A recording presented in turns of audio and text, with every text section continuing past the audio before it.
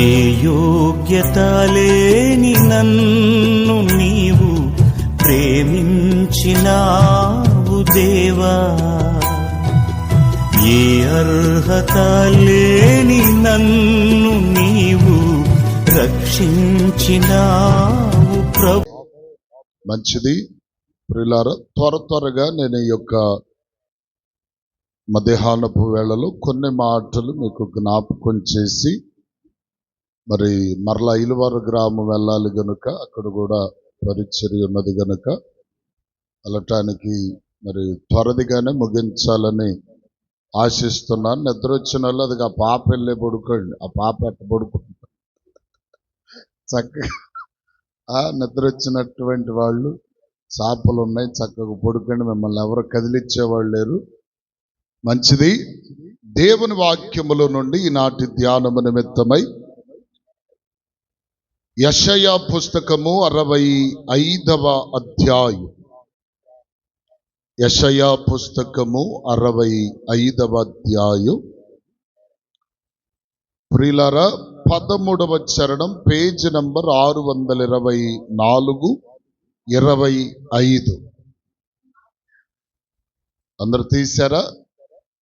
Page number 26, 24, 25. చదువమ్మా. కావున ప్రభువగు యెహోవా ఇలాగూ సెలవిచ్చుచున్నాడు, ఆలకించుడి.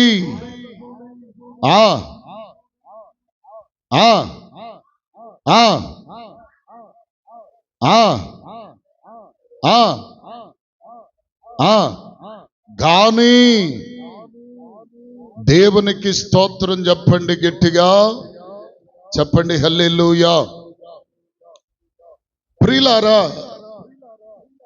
ఈ వాక్య భావమును మనము జ్ఞాపకం చేసుకుంటే వాక్యములో ఒక చక్కటి మాట, ఒక అద్భుతమైనటువంటి మాట. ఏమని మాట్లాడుతూ ఉన్నాడు అంటే, ఆలకించుడి, యెహోవా మాట్లాడుతున్నాడు. ప్రియులారా, యెహోవా ఇలాగున సెలవిచ్చుచున్నాడు, ఆలకించుడి అని ప్రభువు మాట్లాడుతున్నాడు. దేవునికి స్తోత్రం చెప్పండి, గట్టిగా చెప్పండి, హల్లెలూయా.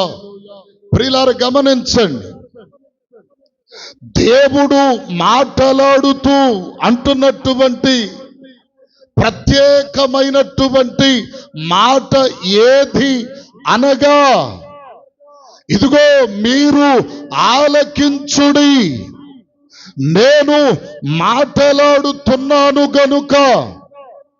దేవుడైన యెహోవా మాట్లాడుచున్నాను గనుక ఇదిగో మీరు ఆలకించుడి అంటున్నాడు. అయితే దేవుని యొక్క వాక్యములో మరొక మాట చూసి మనం ముందుకు వెళదాం. 24వ అధ్యాయం.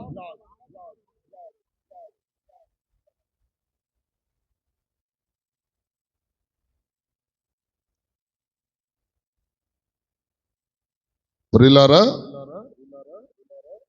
అక్కడ మరొకసారి మాట్లాడుతూ ఏమంటాడంటే, ఆలకించుడి, యెహోవా మాట్లాడుతున్నాడు అంటే. ప్రియులారా, ఇప్పుడు మనము జ్ఞాపకము చేసుకొనగలిగితే దేవుడు ఎవరితో మాట్లాడుతున్నాడు, ఎవరు ఆలకించాలి, ఏమని మాట్లాడుతున్నాడు, ఏవి ఆలకించవలసిన సంగతులు అంటే ప్రియులారా వాక్యము తెలియజేస్తుంది. చూడండి, ఇర్మియా పుస్తకము 19వ అధ్యాయము ప్రియులారా 3వ చరణం. 19:3 త్వరగా చదవండి.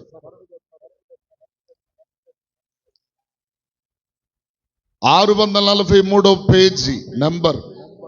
నీవిట్లనుము యూదావారలారా, యెరూషలేము నివాసులారా, యెహోవా మాట వినుడి.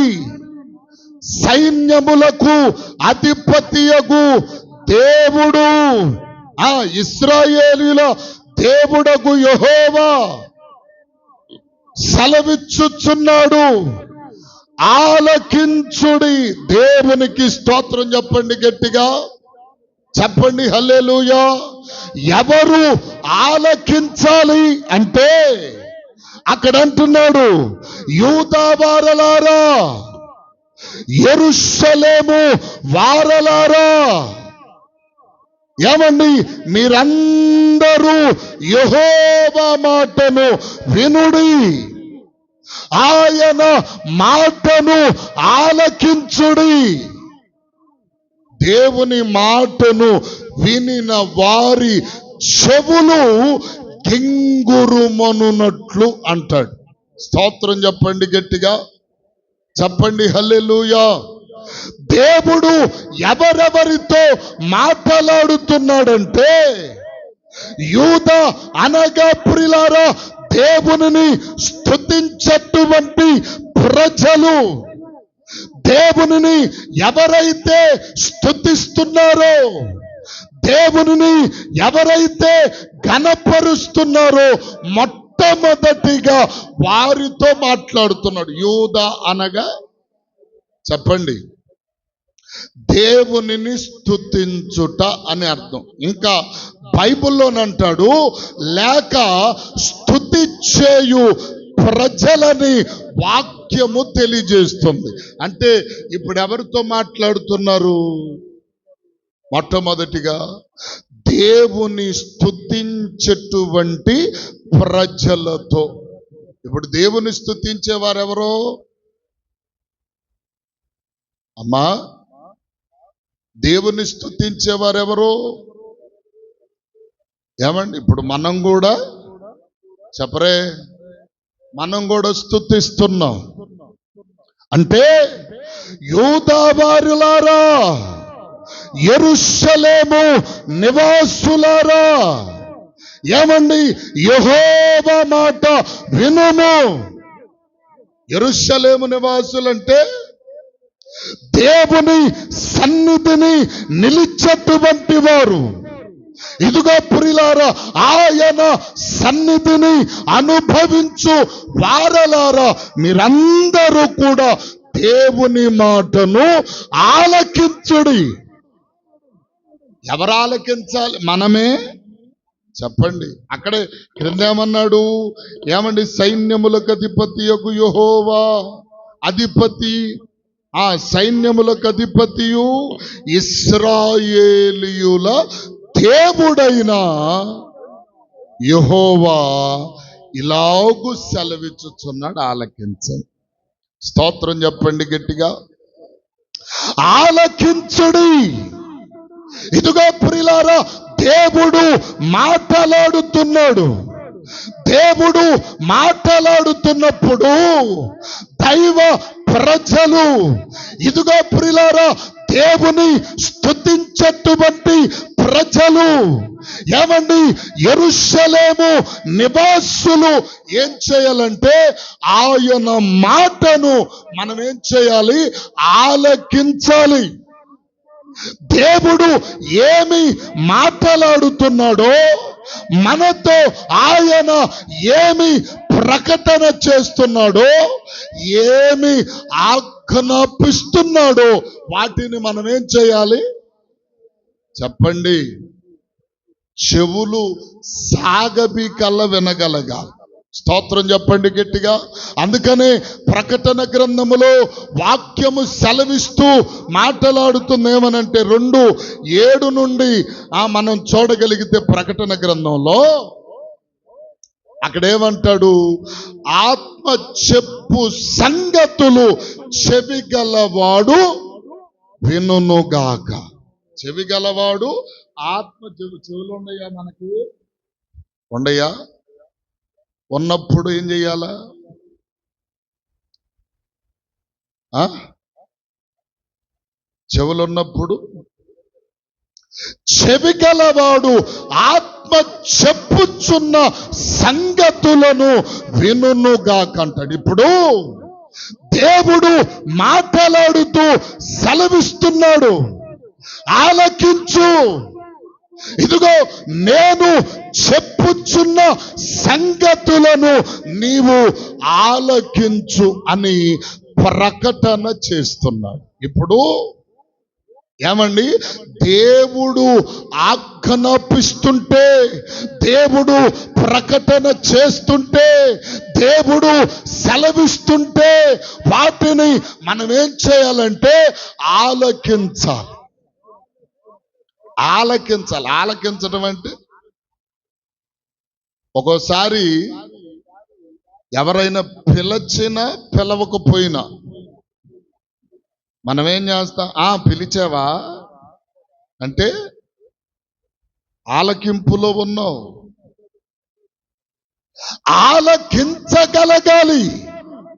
ఇదిగో ప్రియులారా, ఒక రోజున మనము వాక్యము చూస్తే, ఇదిగో ప్రియులారా, బాలుడైన సమూయేలు దేవుని మందిరములో పరిచర్య చేస్తూ ధూపమును వేస్తున్నప్పుడు బాలుడై ఉండగానే దేవుడు అతనిని పిలిచాడు. పిలిచినప్పుడు అతడు ఆలకిస్తూనే ఉన్నాడట. స్తోత్రం చెప్పండి, గట్టిగా చెప్పండి, హల్లెలూయా. ఇప్పుడు దేవుడు మనకు ఆజ్ఞాపిస్తుంటే, ఇదిగో ప్రియులారా, ప్రకటన చేస్తుంటే, ఆయన పిలుపును మనకు వినిపింప చేస్తుంటే మనం ఏం చేయాలి? ఇప్పుడు ఆలకించాలి. ఆలకిస్తున్నామా? ఆలకిస్తున్నామా? ఆలకించగలుగుతున్నామా? స్తోత్రం చెప్పండి ఒక్కసారి. ఆలకించగలుగుతున్నావా? ఏమండి, ఇప్పుడు సమూయేలుతో దేవుడు మాట్లాడారు. సమూయేలా అని పిలిచాడు. పరిగెత్తుకుంటా ఏలి దగ్గరకు వచ్చాడు. అయ్యా పిలిచావా? పిలవలేదే. సరే వెళ్ళి పడుకోపో అన్నాడు. పడుకున్నాడు. మరలా దేవుడు పిలిచాడు. ఆలకిస్తూనే దేవుని పిలుపును వింటూనే ఉన్నాడు సమూయేలు. ఇదిగో రెండవసారి కూడా వెళ్ళాడు ఏలి దగ్గరకు. ఈసారి ఎవరన్నా పిలిస్తే, నీ దాసుడు ఆలకించుచున్నాడని ఆ మాట చదువు. ఆ మాట చదవండి అమ్మ, సమూయేలు మొదటి పుస్తకం. నీవు పోయి పండుకొనుము. వచనం చెప్పు, అధ్యాయం వచనం 3:9. మొదటి సమూయేలు 3:9 చదువు. ఎవరైనను నిన్ను పిలచిన ఎడలా యెహోవా నీ దాసుడు ఆలకించుచున్నాడు, ఆజ్ఞ ఇమ్మని చెప్పగా. స్తోత్రం చెప్పు గట్టిగా, చెప్పండి హుషారుగా, చెప్పండి హల్లెలూయా. ఇప్పుడు మూడవసారి దేవుని పిలుపు నీకు వినబడితే వెంటనే నీవు చెప్పవలసిన సంగతి ఏమిటంటే, యెహోవా నీ దాసుడు ఆలకిస్తున్నాడు, ఆజ్ఞ ఇమ్ము. స్తోత్రం చెప్పు అని చెప్పమన్నాడు ఏలి. అంతటి బాలుడు దేవుని పిలుపును వినగలిగాడు, దేవుని మాటను ఆలకించగలిగాడు. ఈరోజు మనము దేవుని మాటను ఆలకిస్తున్నామా? ఆలకిస్తున్నామా? దేవుని మాట ఎలా వినగలగాలి అనే సందేహం రావచ్చు మనకి. దేవుని మాట ఎలా వినొచ్చు అంటే, ఇప్పుడు ఈ సమూయేలు గ్రంథంలో ఒక మాట చెప్పి నేను ముందుకు వెళ్తాను. ఏ వ్యక్తినైనా దేవుడు ఏం చేస్తాడంటే ముమ్మారు దర్శిస్తాడు. ఎన్నిసార్లు? ముమ్మారు దర్శిస్తాడు. దర్శించిన, ముమ్మారు గద్దించిన, ఇదిగో ప్రియులారా ఆయన పిలుపును నీవు ఇదిగో అలక్ష్యము చేసిన దేవుడు ఏం చేస్తాడంటే నిన్ను పట్టించుకోడు. అర్థమవుతుందా? అందుకనే సామెతల గ్రంథంలో ఒక మాట చూడండి, 20 ప్రియులారా ఒకసారి 29వ అధ్యాయం 1వ చరణం చదవండి. ఎన్ని మారులు గద్దించినను, ఎన్ని మార్లు గద్దించినా లోబడటం లేదు, అంటే వినడం లేదు. చాలు చూడండి, ఎన్ని మార్లు దేవుడు పిలుస్తున్నా, ఆయన ప్రకటన, ఆయన ఇదిగో ప్రియులారా ఆజ్ఞలు నీకు వివరింప చేస్తున్నా, నీవేం చేస్తున్నావంటే నిర్లక్ష్యం. మొట్టమొదటిగా దరిదాపుగా ముమ్మారు, ఇంకా ప్రియులారా ఇంకా వింటాడే, ఇంకా కొద్ది సమయం నిన్ను ప్రభు వెంబడించటం, నీతో మాట్లాడటం చేస్తాడు. కానీ కొంతమంది ఏం చేస్తారండి చెప్పరే, కొంతమంది ఎబ్బే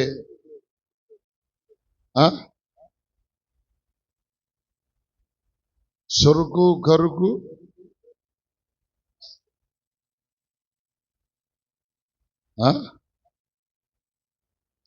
సురుకు కరుకు ఏమి ఉండదు. అయితే ఇప్పుడు దేవుడు మనలను ఎలాగూ పిలుస్తాడు, ఆయన పిలుపును వినడము ఎలా, ఏ విధంగా పిలుస్తాడు, ఏ విధముగా ప్రభువు మనతో మాట్లాడతాడు. ఇదిగో ప్రియులారా ఆయన పిలుపును, ఆయన మాటను, ఆయన గద్దింపును మనము ఆలకించడం ఎలా అనే ప్రశ్న, సందేహం మీకు రావచ్చు. ఏమండి, ఎలా పిలుస్తాడు? ఇప్పుడు ఒక మాటలో చెప్పాలి, దేవుని యొక్క వాక్యములో సమూయేలు పుస్తకములోనికి రండి. సమూయేలు పుస్తకం నేను ఒక మాట చూపించి ముందుకు వెళ్తాను. 1 సమూయేలు పుస్తకం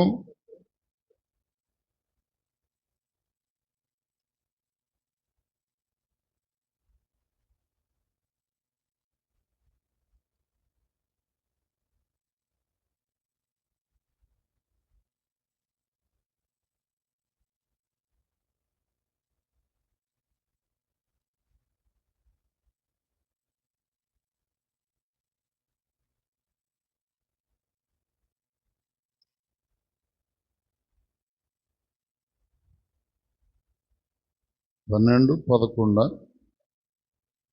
చూడండి ఒకసారి.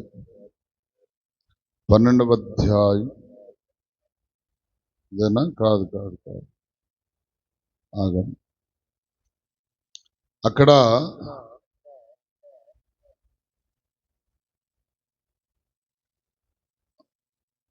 ఆగండి అమ్మ, నేను చెప్తాను ఒక్కసారి.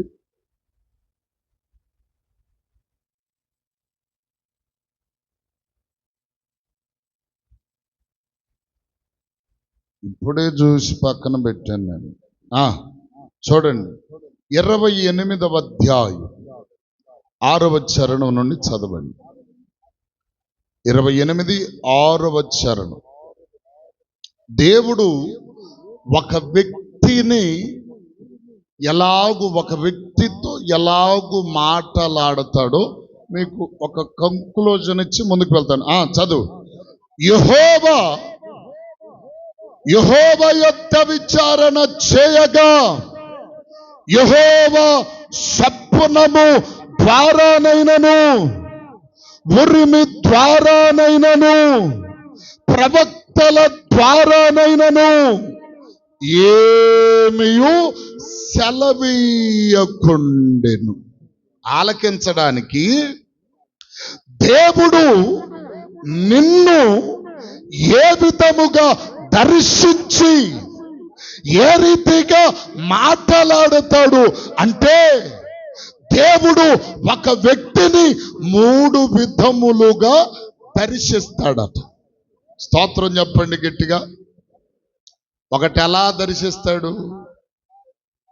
స్వప్నం. రెండవది ఎలా? కళ. మూడవది ఎలా? ప్రవక్తల ద్వారా. స్తోత్రం చెబుతారు గట్టిగా. మీకు అర్థమైంది ఈ మాట? ఎట్లా? మరలా చెప్పండి. ఒకటి స్వప్నము ద్వారా. స్వప్నము అనగా దర్శనమందు దేవుడు మనతో మాట్లాడుతాడు.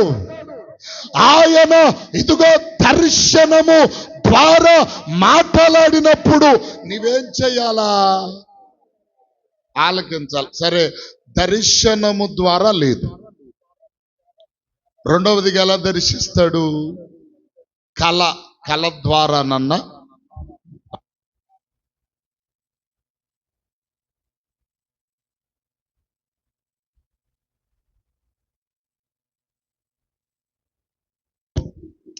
కళ ద్వారానైనా దర్శనం ఇవ్వవచ్చు.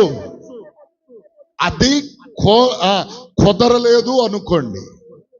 మూడవదిగా ఎలా మాట్లాడతాడంటే దేవుడు తన ప్రవక్తలు అనగా తన దాసుల ద్వారా మనతో మాట్లాడతాడు. ఇప్పుడు ఈ 3 ద్వారా కూడా మాట్లాడిన మనలో చలనమే లేదనుకోండి.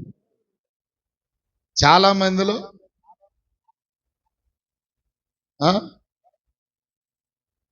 ఒసూరు మొక్కమూడూరు వెళ్దామంటే రెప్పలో వచ్చినోడు రేపు వెళ్దామన్నట్టు ఎప్పుడు యేసు రక్తమే జయం. అమ్మా హల్లెలూయా హల్లెలూయా. ఏదన్నా అంటేనేమో అన్నాను అంటారు, బాధపడుతున్నారు.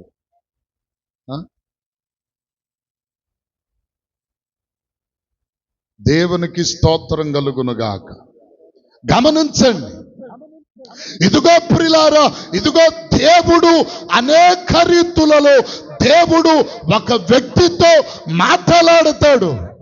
మాట్లాడినప్పుడు మనం ఏం చేయాలంటే ఆలకించాలి. ఆలకించాలి లేదా?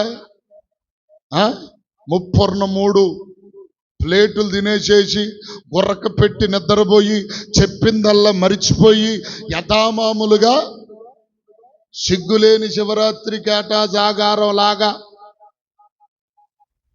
ఏదో సామెత చెప్పినట్లుగా పొద్దుగూకులదే చెప్పరే. దేవుడు మాట్లాడినప్పుడు మనం ఏం చేయాలంటే, వాస్తవానికి నేను అంటాను, ఒళ్ళు దగ్గర పెట్టుకుని ఆలకించాలి. స్తోత్రం చెప్పండి గట్టిగా. ఏమండి? ఒళ్ళు, మనస్సు, మైండ్, ఆలోచన అంతా ఎక్కడ పెట్టుకోవాలి? దగ్గర పెట్టుకొని చెప్పరే ఆలకించాలి. ఒకరోజు ప్రియులారా, ఏమండి, ఒక వ్యక్తికి కల ద్వారా దేవుడు ఒక గద్దింపును చెప్పాడు. చెబితే ఆ గద్దింపును ఎలా స్వీకరించాడు తెలుసా? ఎలా స్వీకరించాడు? ఫరో గురించి మనందరికి తెలుసు. ఫరో ఒక నాడట ఒక కలగన్నాడు. కలగని కలను మరిచిపోయాడు. చెప్పండి. ఆ కలగనంగానే లేచి మనోవ్యాకులముతో ఉన్నాడట. సరే, యోసేపును పిలిపించాడు. అయ్యా, నాకు ఎలాంటి కళ వచ్చింది? ఏంటి ఆ కళ? ఏంటి ఆ కళ? అర్థం ఏంటి అంటే, ఇదిగో ఒక ఏటిలో నుండి ముందుగానట 7 బక్క చిక్కిన ఆవులు వచ్చాయి. బలిసిన ఆవులు వచ్చాయి, బక్క చిక్కిన ఆవులు వచ్చాయి. కాబట్టి వీటి అర్థమేమిటి అని అడిగాడు. జ్ఞానం కలిగినోడు ఏం చేస్తాడు? చెప్పరా? రాజు కదా మరి, ఐగుప్తు దేశానికి రాజు. దేవుడు ముందుగానే బయలుపరిచాడు, కల ద్వారా బయలుపరిస్తే దేవుడు తనకొక హెచ్చరికను ఇస్తే అతడేం చేశాడు? మరిచిపోలా. వెంటనే దానిని యోసేపు యొద్దకు తెచ్చాడు. యోసేపు చెప్పిన మాట ఏంటంటే, రాజా, ఒక 7 సంవత్సరాలు బహు విస్తారమైన సమృద్ధికరమైన పంటలు పండుతాయి. ఆ మీదట వచ్చే 7 సంవత్సరాలు ఒక 7 సంవత్సరాలు కరువు వచ్చింది రాజా. కాబట్టి జాగ్రత్త పడమని దేవుడు నిన్ను హెచ్చరిస్తున్నాడు, ఆలకించు అన్నాడు. దేవునికి స్తోత్రం చెప్పు గట్టిగా. ఈరోజు కలలు వచ్చినా సరే ఏదో వచ్చింది కానీ తల్లో పిచ్చి పేలు పెట్టిన వాళ్ళు కనుక ఇక్కుంటారే, గుర్తురాదు. అర్థం కాల. కారణం ఏంటంటే పని భారముల కంటే ఏది మనకు చెప్పరే ఎక్కువ కాదు. పని భారముల తర్వాత ఏదైనా అయితే, ఇదిగో ప్రియులారా, ఆ కలను ఏమండి సీరియస్ గా తీసుకున్నాడు ఫరో. ఆ కలలో ఉన్న భావం ఏంటంటే, ఒక 7 సంవత్సరాలు విస్తారంగా పంటలు పండుతాయి. ఆ పంటలను కొట్లలో సమకూర్చుకో. తర్వాత 7 సంవత్సరాలు కరువు వస్తుంది. నువ్వేం చేయాలా? ఆ కరువు కాలమంతా ఈ ధాన్యమునే నువ్వు జాగ్రత్తగా వాడుకోవాలని దేవుడు హెచ్చరించాడు. ఆ హెచ్చరికను ఏం చేశాడు? రాజు ఆలకించాడు. దేవునికి స్తోత్రం చెప్పండి గట్టిగా. ఒకరోజు ప్రియులారా, ఏమండి, ఒక వ్యక్తి మార్గమున వెళుతూ పొద్దుగూకిపోయింది. నిద్రపోదాం అనుకున్నాడు. ఒక రాయి తీసుకొని తలగడగా పెట్టుకున్నాడు. ఆ రోజు ఒక దర్శనం వచ్చింది. రెండవదిగా, దర్శనము ద్వారా దేవుడు నిన్ను హెచ్చరించినప్పుడు నువ్వేం చేయాలి? ఆలకించగలగాలి. స్తోత్రం చెప్పండి గట్టిగా. ఆదికాండములు 29వ అధ్యాయములో వ్రాయబడి ఉంటది యాకోబును గురించి. ప్రియులారా, యాకోబును గురించి అక్కడ తలగడగా చేసుకున్నటువంటి 28 ప్రియులారా 16వ వచనమును చదివితే 16 నుండి, యాకోబు నిద్ర తెలిసి నిశ్చయముగా యెహోవా ఈ స్థలమందున్నాడు, అది నాకు తెలియకపోయెననుకొని భయపడి, ఈ స్థలము ఎంతో భయంకరం, ఇదే దేవుని మందిరమే గాని వేరొకటి కాదు, పరలోకపు గవిని ఇదే అనుకొని తెల్లవారినప్పుడు ఏం చేశాడు? తలగడగా తీసుకున్న రాయిని నిలబెట్టి నూనె పోసి అభిషేకించి బేతేలను పేరు పెట్టాను. బేతేలు అనగా దేవుని మందిరం. అంటే దర్శనము. ఒకటి కళ, ఫరోకొచ్చినది కళ. ఏమండి, యాకోబునకు వచ్చినది దర్శనం. దర్శనం అంటే ఎలా ఉంటుందో చెప్పనా? పిచ్చి పిచ్చి దర్శనాలు వస్తాయి ఇప్పుడు. మరే నాకు ఒక దర్శనం వచ్చింది. పల్లెములో మైసూరు పాకులు, జిలేబీలు తీసుకొచ్చి నా ముందు పెడితే మొత్తం ఇదొక దర్శనం. పిచ్చి పిచ్చి దర్శనాలు, మాయదారి దర్శనాలు. అర్థం కాల. దర్శనం అంటే నెరవేర్పైతేనది దర్శనం. అర్థమవుతుందా? పనికి మాలిన పిచ్చి పిచ్చి దర్శనాలు ప్రభు చెప్పరే. పనికి మాలిన పిచ్చి పిచ్చి దర్శనాలు దేవుడెవడో. మీకు ఒక మాట చెప్తాను ప్రియులారా, ఒకరోజు దేవుని వాక్యములో చూస్తున్నప్పుడు ఇటలీ పటాలమందు ఉన్న శతాధిపతి అయిన కొర్నేలికి దేవుడు దర్శనమిచ్చి మాట్లాడి అన్నాడు, ఎప్పేకు మనుషులను పంపు, అక్కడ మారు పేరు కలిగిన సీమోను ఉన్నాడు, అతని దగ్గరకు మనుషులను పంపి ఇక్కడికి పిలిపించుకోను. ఇదే దర్శనమును దేవుడు పేతురుకు చూపించాడు. ఆకలేస్తా ఉండదు, ప్రార్థనలు ఉంటాడు, ఒక వస్త్రము ఒక దుప్పటి కనపడుతుంది, దానిలో ఇదిగో చతుష్పాద జంతువులన్నీ కనబడతాయి. ఏంటి దర్శనం? అన్యులకు సువార్తను ప్రకటించు. ప్రభా ఇవి తినే కాదు కదంటే నువ్వు తినో అంటున్నాడు పేతురుని.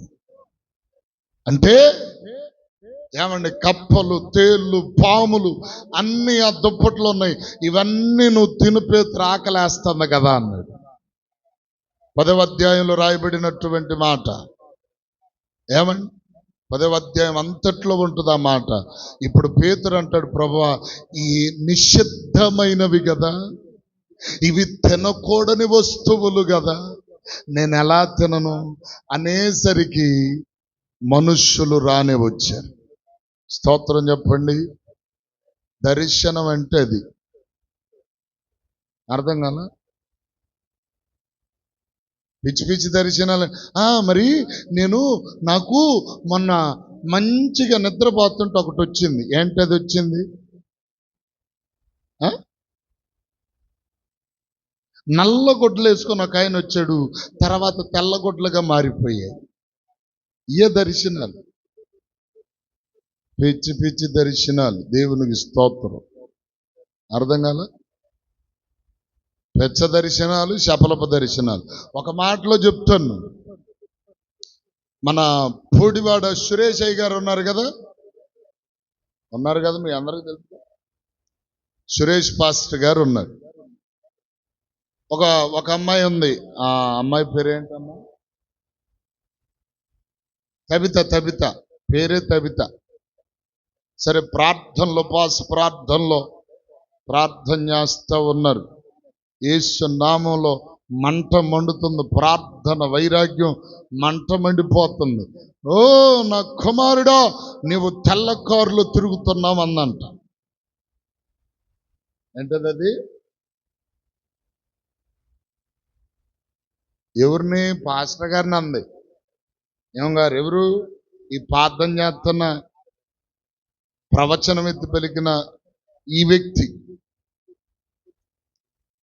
అనేసరికి, ప్రియులారా, పాస్టర్ గారు నాకు దర్శనం చూపించాడు దేవుడు, ప్రవచనంతో పలికాడు, ఇదిగో నువ్వు తెల్ల కారు కొనుక్కున్నావు, ఆ కారులో నువ్వు తిరిగి వచ్చి కారు డోరు తీసి దిగేవయ్యా అని చెప్పాను అంట. ఆ మాటలనగా నేను ఊరకట్టి ఉబ్బిపోయాడు. తెల్లారిలేకే ఫోన్ చేసి, అయ్యా కారు తేవాలన్నాడు. అటు ఇటు చూసాం. గొడ్లవర్లేరులో కారు ఉంది, షిఫ్ట్ డిజైర్. ప్రవచనం అంటే నెరవేర్పు చెప్పరే కావాలి. దర్శనమన్న నెరవేర్పు. పిచ్చి పిచ్చి దర్శనాలు, పిచ్చి పిచ్చి ప్రవచనాలు. సరే ప్రియులారా, చూడండి, 1,50,000 కట్టి తెచ్చాము. అక్కడ 1,50,000 ఆయనకు అడ్వాన్స్ ఇచ్చాం. కారు ఎంతో తెలుసా? 5,25,000.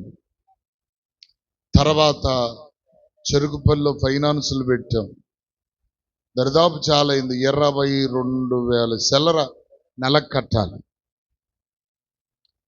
5 నెలలు కట్టాడు.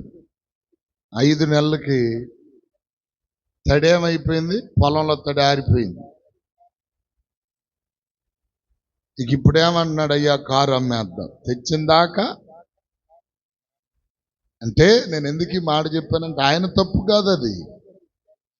ప్రవచనాలు సంఘాలలో ఎలాంటి పిచ్చి పిచ్చి ప్రవచనాలు కూడా ప్రవచన ఇస్తున్నారు. అర్థమవుతుందా?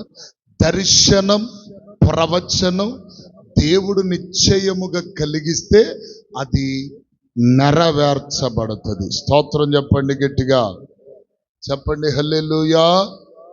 నెరవేర్పు కానిది దర్శనం కాదు, ప్రవచనం కాదు. రెండవదిగా దర్శనము ద్వారా మాట్లాడతాడు. మూడవదిగా ఎలాగ మాట్లాడతాడు? ప్రవక్తల ద్వారా, అనగా తన దాసుల ద్వారా దేవుడు మాట్లాడతాడు. అయితే అక్కడ మనం చూడగలిగితే ఆది కాండములోనే చూడండి, ఆది కాండంలోనికి రండి. మీకు ఈ మాట మనందరికి తెలిసిన మాటే ప్రియులారా. 7వ అధ్యాయములో మనం చూడగలిగితే మొదటి నుండి చదవమ్మా, త్వరగా 2 మాటలు చదవండి. యెహోవా, ఈ తరము వారిలో నీవే నా ఎదుట నీతిమంతుడవై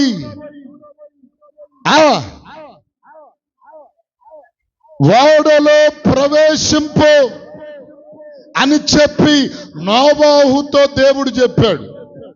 నోవాహుతో ఇంకా ముందు చెప్పిన మాట ఏమిటంటయ్యా, కొద్ది దినములలోగా జలప్రళయము రాబోతుంది, వర్షము కురియబడుతుంది. కాబట్టి నువ్వేం చేయమన్నాడంటే ప్రజలకు కొంచెం ఇన్ఫర్మేషన్ అంటే 120 సంవత్సరాలు అయ్యో వర్షము కురియబడుతుందట, ఆకాశ తూములు విప్పబడుతున్నాయట, జల ప్రళయము రాబోతుందట, జనులందరూ కుప్ప తెప్పలుగా చచ్చిపడే పరిస్థితులు వస్తున్నాయంట. నా మాట విని ఓడలోకి ఎక్కండి అన్నా. దేవుడు తన దాసుల ద్వారా పలికిన ఏ మాట కూడా ఇదిగో ఒక్కడన్నా విన్నాడంటే అన్నారా? ఇప్పుడు మీరు వింటున్నారేంటి? హల్లెలూయా. ఇప్పుడేదో మీరు వింటున్నాడు, అప్పుడు వాళ్ళెల్లా ఇప్పుడేదో మీరు వింటున్నట్టు. మరి దేవునికి స్తోత్రం చెప్పండి గట్టిగా, హల్లెలూయా. ఏమండి, 120 సంవత్సరాలు సువార్త ప్రకటన చేస్తే ఇదిగో ప్రియులారా, ఏమండి, ఒక్కడు వినలేదంట. అంటే ఎంత నిర్లక్ష్యం దేవుని మాట అంటే చెప్పండి. కల పోయింది, దేవునికి స్తోత్రం, దర్శనం పోయింది. ఇప్పుడు ఆయనే స్వయముగా దేవుడు తన దాసుల ద్వారా మాట్లాడుతున్నప్పుడు నువ్వేం చేయాలి? ఆలకించాలా లేదా? అబ్బో అట్టట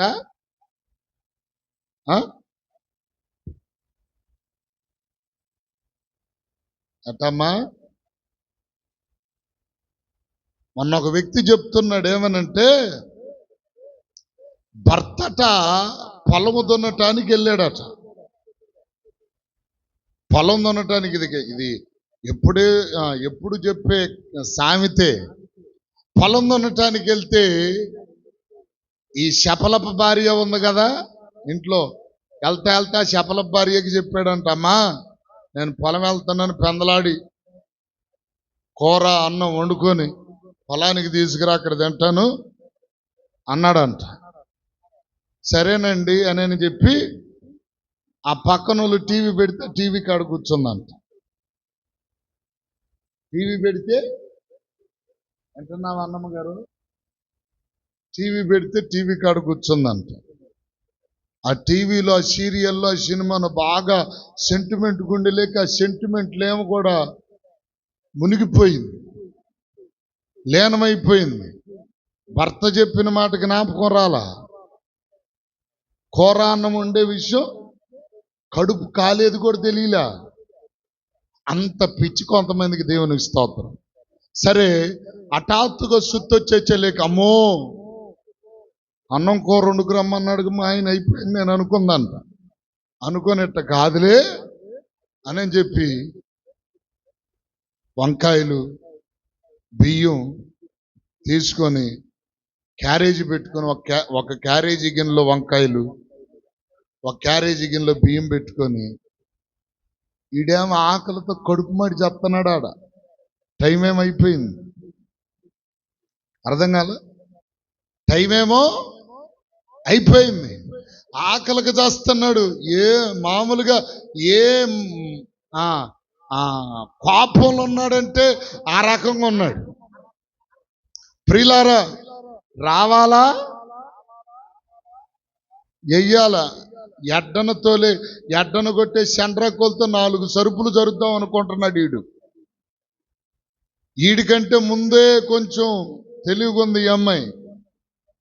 ఒక క్యారేజీలో బియ్యేసింది, ఒక అరలోనేమో వంకాయలు వేసింది.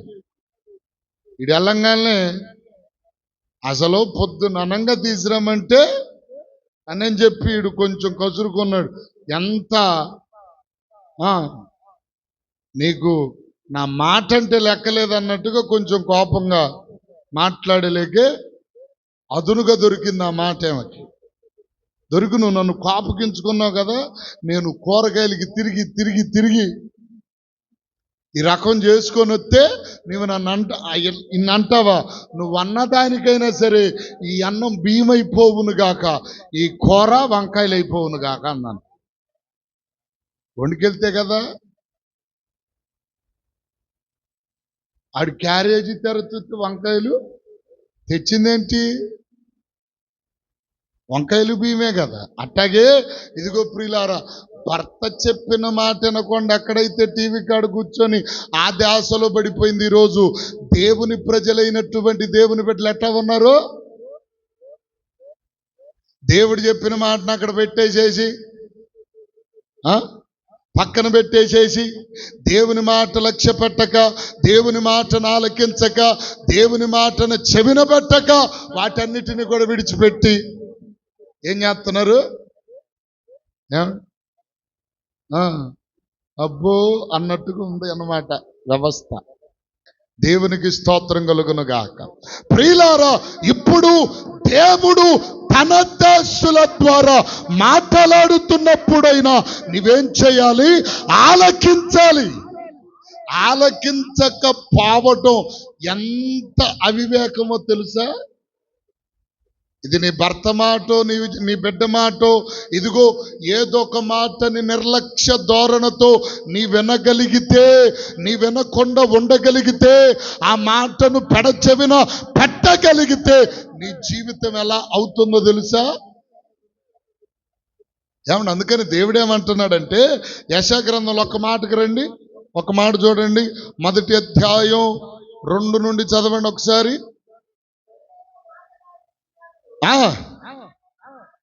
ఆలకించుము, చెవియొగ్గుము, గొప్పవానిగా చేసి తిని గాని వారు నా మీద తిరగబడి ఉన్నారు. ఎద్దు తన కామందు నెరుగును, గాడిద సొంత దొడ్డిని తెలుసుకొను. ఇశ్రాయేలు తెలివి లేదు, నా జనులు యోచింపరు. పాపిష్టి జనం, దోషభరితమైన జనులు, దుష్ట సంతానం, చెరుపు చేయు పిల్లలు, మీకు శ్రమ. దేవునికి స్తోత్రం. ఎంత చేసినా ఏం చేసినా పాపిష్టి జనం, దోషభరితమైన జనులు. ఏమండి, అక్కడేమంటున్నాడు? దుష్ట సంతానమా, చెరుపు చేయు పిల్లలారా. మీరు ఎన్ని మారులు చెప్పి వినకపోతే మీకు కలిగేదేంటి? శ్రమ. శ్రమ అంటే ఆనందంగా ఉండదు, అది అర్థం కాలే. ఎన్ని మారులు చెప్పినా చెప్పండి. శ్రమ అంటే ఏది? శరీర బలహీనత లేకపోతే ఒంట్లో వచ్చే బలహీనతలు కాదు. శ్రమ అంటే ఏది? నోవాహు కాలంలో దేవుడు నోవాహుతో చెప్పి ప్రజలకు హెచ్చరిక చెయ్యి, ఎలక్ట్ చెయ్యి అని చెబితే దేవుడు నోవాహుతో చెప్పిన మాట ప్రజలతో చెబితే ఒక్కడు గాక ఒక్కడు వెనక పోవుటను బట్టి ఏమండి 40 రాత్రింబగళ్ళ ఆకాశ తూములు విప్పి ఏమండి విస్తారమైన ప్రచండమైన వర్షమును కురిపిస్తే ఆ వర్షంలో ఎట్టా అయ్యారు? గొప్ప తెప్పలుగా చచ్చి ఉబ్బి నేల మీద తేలాడారు. దేవునికి స్తోత్రం కలుగును గాక. హల్లెలూయా చెప్పండి, హల్లెలూయా. ఏమండి శ్రమ అంటే ఇది. శ్రమ అంటే అర్థమవుతుంది. ఎన్ని మార్లు చెప్పిన ఆకాశం వింటుంది, భూమి వింటుంది. గాడిద తమ సొంత దొడ్డిని తెలుసుకుంటుంది. ఏమండి ఎద్దు తన కామందు నెరుగుతుంది. ఇశ్రాయేలులకు తెలివి లేదు. నా జనులు యోచించటల్లా, అసలు మంచిని ఎరగరు. ఏమండి పాపిష్టి జనమైపోయారు, దోషభరితమైన ప్రజలైపోయారు, చెరుపు చేయు పిల్లలైపోయారు. నా మాట అసలు వినరు. దేవుడు ఎందుకు చెబుతున్నాడు? దేవుడు ఎందుకు చెబుతున్నాడండి? ఒక మాట చెప్తాను నేను. 2 విషయాలు చెప్పి ముగిస్తాను త్వరగా. 2 విషయాలు. ఒకటి, దేవుని మాటను ఆలకించుట వలన నీకు కలిగే ప్రయోజనం ఉంది. అదే దేవుడు మాట్లాడుతుండగా దాన్ని పెడచెవిన పెట్టి ఏమండి మనం నడిపించబడతామనుకో, దాని వలన కలిగే నష్టం అంతా ఇంత చెప్పరే, అంతా ఇంతగా. దేవుని మాటను చాలా మంది ఏం చేస్తున్నారు తెలుసా? పెడచెవినే పెడుతున్నారు. వాస్తవానికి ఒక మాట చెప్తాను నేను. బైబిల్ గ్రంథంలో సంసోను ఉన్నాడు కదా, మనందరికీ తెలుసు. సంసోనును దేవుడు చాలా రకాలుగా గద్దించాడు. నీవన్యులతో ఫిలిష్తీయుల సాంగత్యము చేయొద్దు, వారు మనకు ఎన్నటికీ శత్రువులే, వారిని హతమార్చుట కొరకే నేను నిన్ను ఏర్పాటు నియమించుకున్నానంటే మనోడు దేవుని మాటను ధిక్కరించి వెళ్ళాడు. దిలీలా ఒళ్ళో తలబెట్టాడు, బోడిగుండు చేసింది. దేవునికి స్తోత్రం. దేవుని మాట విన్నాడా? ఎల్లా బోడిగుండు చేసేంతవరకు తెచ్చుకున్నాడు. తర్వాత కళ్ళు 2 పొడిచారు. కళ్ళు 2 పొడిచారు. ఏమండి తర్వాత గానుగకు కట్టేశారు. గోధుమలు పోస్తున్నారు. గానుగ తిప్పపోతే కొరడాలతో కొడుతున్నారు. ఈయన గానుగ తిప్పటం, ఆ గోధుమలు పిండిగా మార్చబడటం, శత్రువులు తిని చెప్పరే బలంగా తయారవు. అంటే మీకు అర్థమైంది దీనిలో పాఠం? దేవుని మాట వినకపోతే మన కష్టం శత్రువులకు ఆశీర్వాదకరంగా చెప్పరే మారుతుంది. అది ఎలాగో చెప్తాను. నువ్వు దేవుని మాటను ఆలకించు. నీ ఇష్టపూర్వకంగా నువ్వు ఉంటావు, నువ్వు కష్టం చేస్తావు. ఆ కష్టాన్ని అక్కడక్కడ చెప్పరే హాస్పిటల్లోనూ అక్కడక్కడో ఎక్కడెక్కడో చోట. ఇది దేవుడు చెబుతున్న మాట, మొదటి విషయం.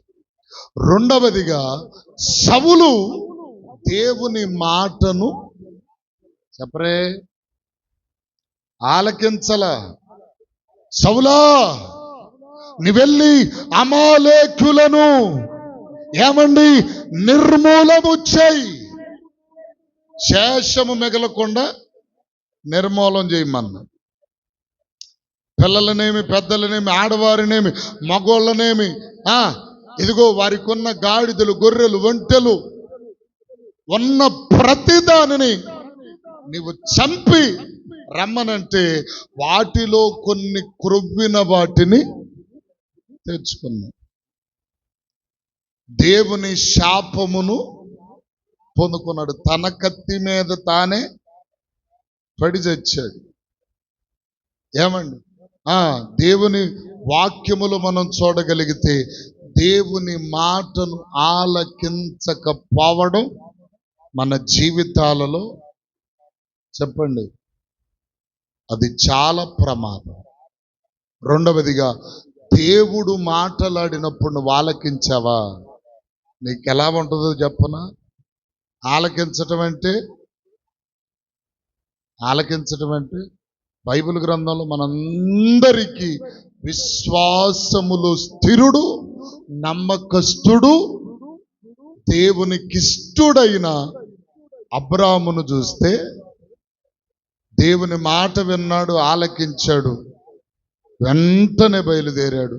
దేవుడు అన్నాడు, నిన్ను ఆశీర్వదించు వారిని నేనును చెప్పరే ఆశీర్వదిస్తా, నిన్ను శపించు వారిని శపిస్తా. దేవుని మాట ఆలకిస్తే ఎంత ఆశీర్వాదమో తెలుసా? ఆయన ఆశీర్వాదం ఎన్నటన్నటికీ ఆశీర్వాదకంగా తరగని నిధిలాగా ఉంటుంది. దేవునికి స్తోత్రం కలుగును గాక. ఆయన మాట వినకపోతే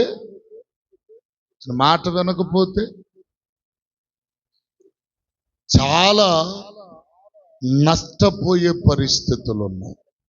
ఆయన మాట వింటే నీ జీవితం ఆశీర్వాదకరంగా ఉంటుంది. దేవునికి స్తోత్రం కలుగును గాక.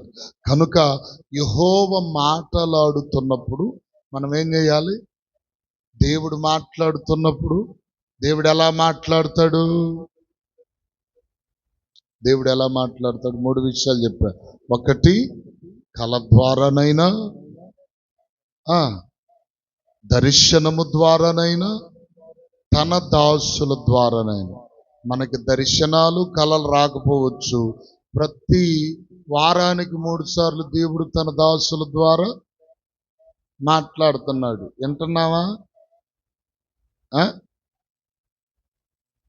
వింటాం. కానీ కప్పగాని ఆడొగ్గంతు ఏడొగ్గంతు వేస్తుంది చూసారా? ఆడొగ్గంతు ఏమండి? ఆడొగ్గంతు ఏడొగ్గంతు.